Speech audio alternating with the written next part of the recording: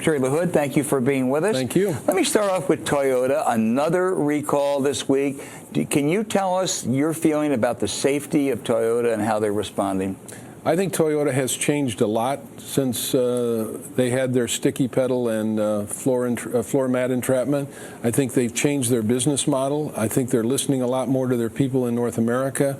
I think they're paying a lot of attention. They've made a huge investment in a safety center in Detroit, Michigan, $50 million. They get it when it comes to safety. I think Toyotas are safe. I think the fact that they're recalling 2 million cars means that they're paying attention to safety. Okay. Let me turn to a couple other subjects. There's a lot of talk in Washington about the possibility of the government shutdown. You all want to avoid it. I know that. But what preparations have you made at DOT for a shutdown? What specifically? Well, look at every agency of government has a plan for a shutdown. That came about after the shutdown in the Clinton administration. And so there are plans, and we're looking at our plans, and we're making sure. I mean, we have responsibilities for air traffic control and a lot of other safety matters having to do with transportation. Those presumably would not be affected, would they? They would not be affected. That's right. The air traffic controllers are still going to guide planes in and out of airports safely and all of that. But we all have plans, and we're looking at them. We're dusting them off, and we're making sure that things are in place. Okay, let's go to high-speed rail. We talked to Governor Scott of Florida, who turned down a federal grant because he said it would bilk the taxpayers of Florida. There are always cost overruns. They never make money. It could cost anywhere from $2 to $4 to $3 billion for the state of Florida. I don't know of another person in Florida that agrees with that. I don't know of another economist, another person that's looked at the plans in Florida. A lot of smart people have put these plans together. There would have been no financial liability or responsibility to the taxpayers of Florida. Others were going to assume responsibility for the direction of high-speed rail. I don't know of anybody else except for the governor who thinks that this would be a bad deal.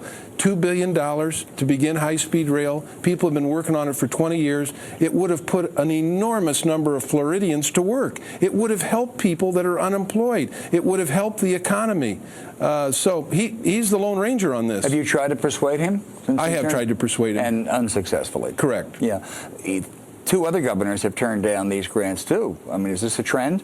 It's not a trend. 35 states have accepted the money. There are 35 places in America that have accepted over $11 billion to jumpstart very good programs to get America into the high-speed rail business. And you know, critics say that there's only, I think, 2 places in the world, France and Japan, where they've ever made any money, and that's because gasoline prices are so high there, so therefore it's never going to be a profitable enterprise here in America. We think that people will ride the trains, will be given good service, and we think that this is what Americans want. Americans want to get into the high-speed rail opportunity. They want to have trains that they can ride that give good service, that are on time, and that they can afford. That's what the president and this administration, President Obama's vision is for high-speed rail.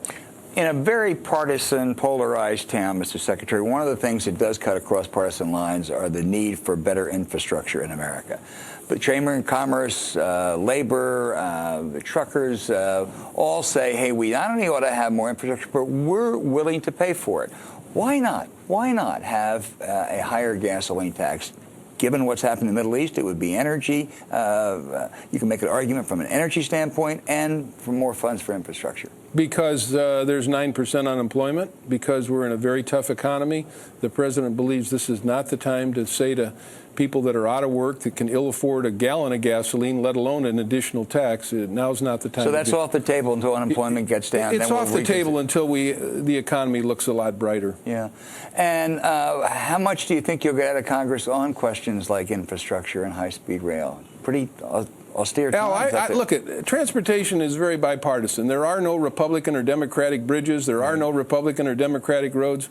If there's anything that's bipartisan in Washington, it's transportation, because members of Congress know this will put their friends and neighbors and constituents to work. This is a jobs bill. When this bill is passed, people know that Americans are going to go to work, building roads, building bridges, building transit systems, building high-speed rail. This is a jobs bill for America. That's why it's so bipartisan. You served in Congress for, what, decade and a half with John Boehner. Have you talked to him about this? I've talked to him about a number of things, and I've talked a lot more to John Mica, the chairman of the Transportation Committee of the House, Barbara Boxer, the chairman of the committee in the Senate, and other senators about this. And we're going to work with Congress to get a bill to put America to work, building infrastructure and building good transportation systems. Final question on airlines. You imposed a 3-hour time limit or waiting on tarmacs for domestic flights.